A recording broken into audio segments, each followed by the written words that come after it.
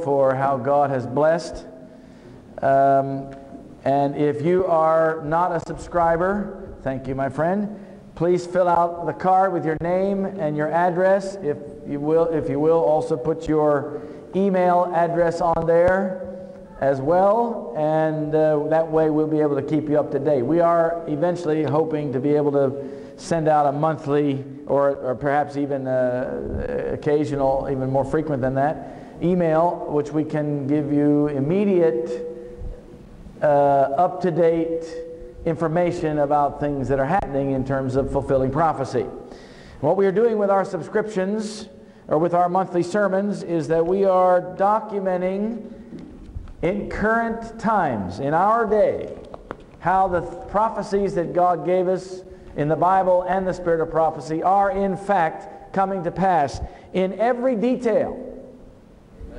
You know, the thing is, friends, we look at general principles and we see perhaps certain big movements, but also there are little things taking place. So we do about a 45, 50-minute sermon, and we follow that with what I call our prophetic intelligence briefings. These are little news items that you might have missed, cast in their prophetic context. And everywhere I go, people tell me, please don't stop doing those little prophetic intelligence briefings, because it covers a broad range of things that are happening in the world.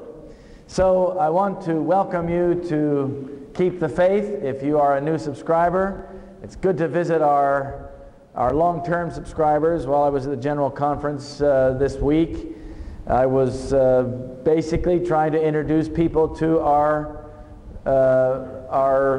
ministry, but also I met people that I didn't know that were our subscribers and our friends, people who've been listening to the sermons they get every month, many of them church leaders, others are regular church members like me. But people would just come out of the blue and introduce themselves and say how much they enjoyed and appreciate the monthly sermons that we're sending to them. Some of them also said, "Oh, I heard about it." In fact, I was driving in the car with one of my church members. This was a pastor telling me this. And we were listening to the CD. He said, "It's on message." Well, I was glad to hear that. Needless to say, he got signed up for his own subscription. We allow our sermon material to be used by anyone. Once it's published, they can use it in any way they like. I tell them often, you can plagiarize all you want. It won't bother me any. Because once we publish, you know, it's truth. It's God's truth. We get it out and keep it out there in every way that we possibly can. I hope you weren't planning to be dismissed from church at 12 o'clock. This is, as he said, the Sabbath day, and so by the grace of God, I will try not to wear out the saints of the Most High, but at the same time, we have a lot of ground to cover. And if there are more of you who would like to fill out these little cards and return them to me later, please do. I want to be sure that everyone that wants to receive a subscription is welcome to do so. People look at us rather shocked. "You mean you'll send this to Madagascar?" Somebody once said that to me this last week. I said, "Yes, we'll send it to Madagascar." And he said, "Okay," and he signed up with his address in Madagascar. So now maybe that's a new country. I don't know. Maybe we don't send anything out there until now. It depends. Also on our website, we publish the text of our sermons as well as the MP3.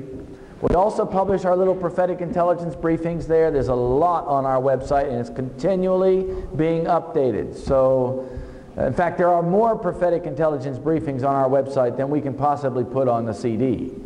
We are trying to post one every couple of days on average, at least. And there's a lot happening right now. Things are really rapidly developing. Today I want to talk to you about the pressure that the bishops are imposing on Europe to increase the Sunday laws. It is in full swing. The Roman Catholic bishops and Roman Catholic organizations are joining with Protestant churches and with trade unions in an effort to get the European Union to protect Sunday as a day of rest. Now, we read a scripture verse this morning. I want to point this out to you before we get too deeply into the message. It's from Luke chapter 21, and it's verse 26. Remember, there will be signs in the heavens, and also then it says, Jesus said, men's hearts would fail them for what? Fear, for the things, or for looking after those things which are coming upon the earth.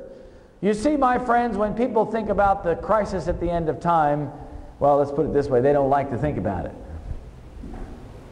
They don't like to consider that there is some things to happen in this world that are going to be rather unpleasant from a human point of view before Jesus comes. There are reasons why God tells us that these things are going to happen. Not to scare us, not to make us fearful, but to help us have a sense of the nearness of His coming, and also to prepare, to wake up. As we read last night, that a trumpet is blown in the city, in the ancient cities of Israel, how that they blew the trumpets when an invasion was imminent, and people would wake up from their, whatever they're doing, gird on their loins, get their swords ready, and go off to battle. You see, my friends, we're living at the very end of time. And these very same principles are being played out in our generation. Every detail of prophecy is being fulfilled. Notice verse 28. It says, and when these things begin to come to pass. Have they already begun? You better believe it.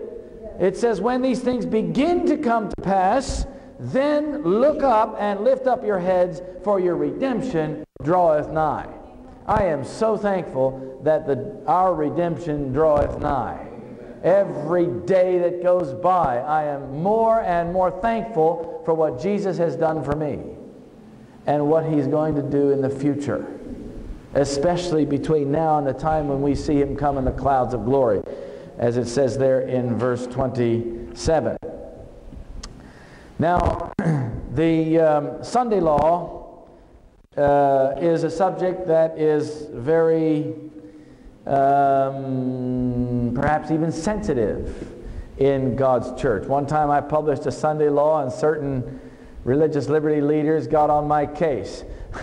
And they really got on my case. They didn't like what I had presented. But you know, friends, I got to present the truth. Now, I had to agree with them that we had not documented as carefully as we should have. We went back and did 8 weeks of research and documented what we already said. So then I didn't hear anything more from them. So ever since then, I've been very careful to document, even more fastidiously perhaps than I would have before. But I think that's actually quite important, to document what we say, because in the end, if you want to have a credible work for God, you have to know what you're talking about, and it has to be able to be verified. Thank you. And you know, verification is vital in all of these things. But the magnificent campaign, notice the word magnificent, because it is, in Europe, essentially sponsored by the Roman Catholic Church, but in conjunction with these other churches and trade unions, to upgrade the Sunday laws. Notice the word upgrade. I'm going to talk about that a little while later. In the largely secular region of the world, it's full of intrigue. There's a full press going on to promote Sunday rest laws throughout what once was the old Holy Roman Empire. Both in Europe and the United States, there have been significant developments in recent months, but right now the center of attention is on Europe for a variety of reasons.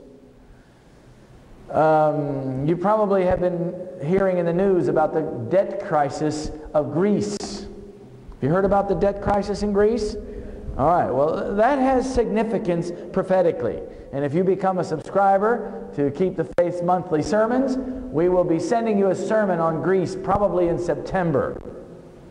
And why the debt crisis? Who is behind it? And does it have prophetic significance?